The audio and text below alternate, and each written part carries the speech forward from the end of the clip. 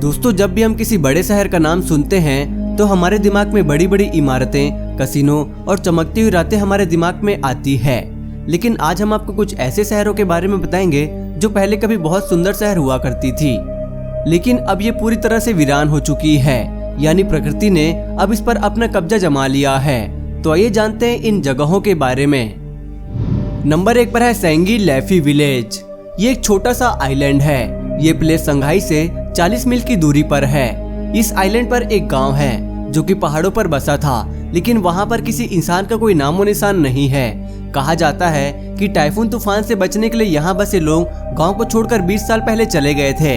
अब यहाँ पर सिर्फ सुनसान सन्नाटा है और इन घरों को प्रकृति ने अपने गोद में ले लिया है। यानी ये सभी घर पेड़ों से ढक चुके हैं, इसलिए इसे लैफी विलेज भी कहा जाता है।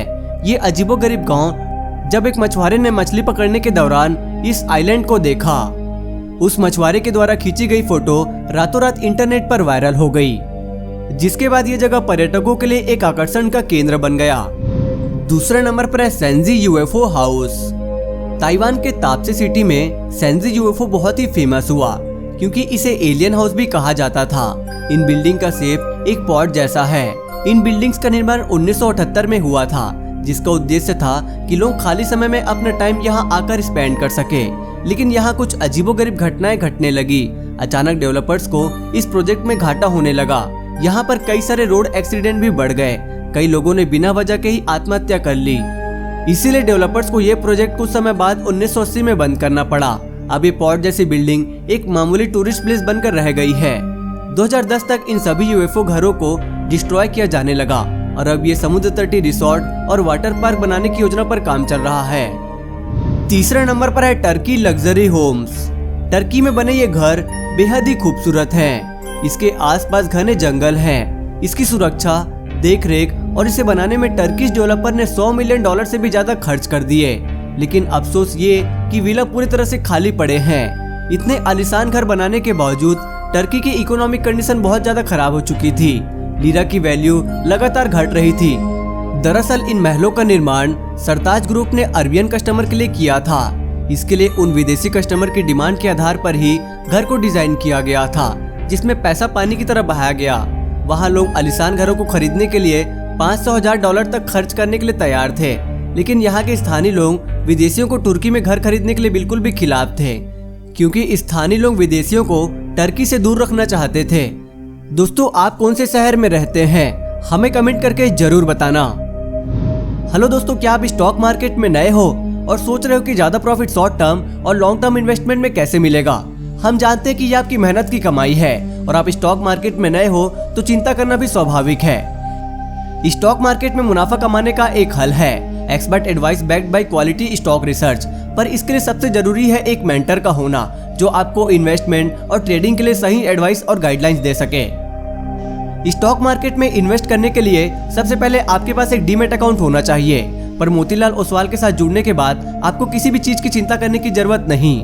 मोतीलाल इंडिया की one of the best brokerage companies में से एक है। इनका 30 साल का एक्सपीरियंस है और 16 लाख से भी ज्यादा कस्टमर है। इनका सबसे इंटरेस्टिंग बात यह है कि यहाँ 0 मेंटेनेंस चार्ज है। डीमैट अकाउंट खोलने के लिए आपको पैन कार्ड, आधार कार्ड और बैंक प्रूफ लगेगा। मोतीलाल ओसवाल आपको एक पर्सनल स्टॉक एडवाइजर भी देता है जो आपको बताता है कि कब कौन सा स्टॉक बाय और सेल करना चाहिए। इसके साथ आपको आपके मोबाइल पर रियल टाइम स्टॉक रिकमेंडेशन भी आएगा, जो कि मोतीलाल ऐप पर बिल्कुल फ्री है। जैसे ही आप मोतीलाल ओसवाल पर अपना अकाउंट खोलते हैं, आपको 25,000 का एक वेलकम बास्केट दिया जाएगा, जिसमें आप उनके AI बेस्ड टूल भी यूज कर सकेंगे। साथ में आपको 3,000 रुपए का डिस्काउंट कूपन और 1,000 का ब्रोकरेज कैशबैक भी मिलेगा। इसमें आप मोबाइल ऐप या फिर फोन कॉल के द्वारा भी इन्वेस्ट कर सकते हैं। तो देर किस बात की, डिस्क्रिप्शन में दिए गए लिंक पर क्लिक करके अपना नाम, फोन नंबर और सिटी नेम डालकर अपना डीमैट अकाउंट ऑनलाइन ओपन करें। चौथे नंबर पर है को पैनी फिशिंग विलेज। ये थाईलैंड का एक विचित्र गांव है जो पानी पर तैरता है। आपको विश्वास नहीं होगा कि थाईलैंड के तट पर कोंगनागा खाड़ी के मुहाने पर स्थित एक तैरता हुआ गांव है। फिशिंग करने वाले लोगों ने इस गांव को पानी पर तैरती सिल्टी पर बनाया है। यही बात इसकी प्रसिद्धि का सबसे मुख्य कारण है। थाईलैंड के इस गांव में तकरीबन 360 परिवार रहते हैं, जिनमें एक अच्छी खासी मुस्लिम आबादी निवास करती है। इस गांव को 18वीं शताब्दी में बनाया गया था। उस समय के मछुआरे एक ऐसी जगह की तलाश में थे जहां उन्हें आसानी से मछली मिल सके, इसलिए उन्होंने इस जगह को चुना। ये जगह अब काफी फेमस हो चुकी है, लोग इसे देखने के लिए दूर दूर से यहाँ आते हैं। इस छोटे से तैरते हुए गांव के अंदर कई ऐसी भी चीजें हैं जिसकी आप कल्पना भी नहीं कर सकते, जैसे बाजार, स्कूल और फुटबॉल पिच। लेकिन बारिश के मौसम में इस गांव को बड़ा नुकसान पहुंचता है। पानी बढ़ने से लोगों के घर डूबने लगते हैं। 5वें नंबर पर है आज़गाबाद। दोस्तों, तुर्कमेनिस्तान में जब बहुत ज्यादा मात्रा में तेल और मिनरल्स मिल रहे थे तो इनकी इकोनॉमी बहुत ज्यादा स्ट्रांग हो चुकी थी।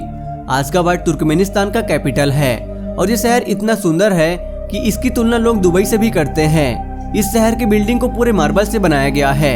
ये शहर कई बड़े बड़े बिल्डिंग, स्टैचू और सुंदर गार्डन से भरा पड़ा है। लेकिन चौंकाने वाली बात तो ये है कि इतने सुंदर होने के बावजूद ये सिटी खाली पड़ी है, यानी ये शहर पूरी तरह से वीरान हो चुका है, जिसका जिम्मेदार यहाँ की सरकार है। यहाँ की सरकार ने अपने देश का पूरा पैसा इस शहर को बनाने में लगा दिया, जिसके कारण यहाँ की अर्थव्यवस्था पूरी तरह से खराब हो गई। लोगों के पास खाने के लिए पैसे नहीं थे, लोग बेरोजगार हो रहे थे और महंगाई आसमान छू रही थी। इतना सुंदर होने के बावजूद भी लोग इस आज़गाबाद में अपने लिए घर नहीं खरीद पा रहे थे, इसीलिए ये घर पूरी तरह से वीरान हो गई। तो दोस्तों, आज की इस वीडियो में बस इतना ही। अगर आपके पास ढेर सारा पैसा हो तो आप कौन से शहर में अपने लिए घर लेना पसंद करोगे, हमें कमेंट करके जरूर बताना। और वीडियो पसंद आई हो तो इस वीडियो को लाइक कर देना और इसी तरह की और वीडियोस देखने के लिए हमारे चैनल को सब्सक्राइब कर लेना। वीडियो देखने के लिए धन्यवाद।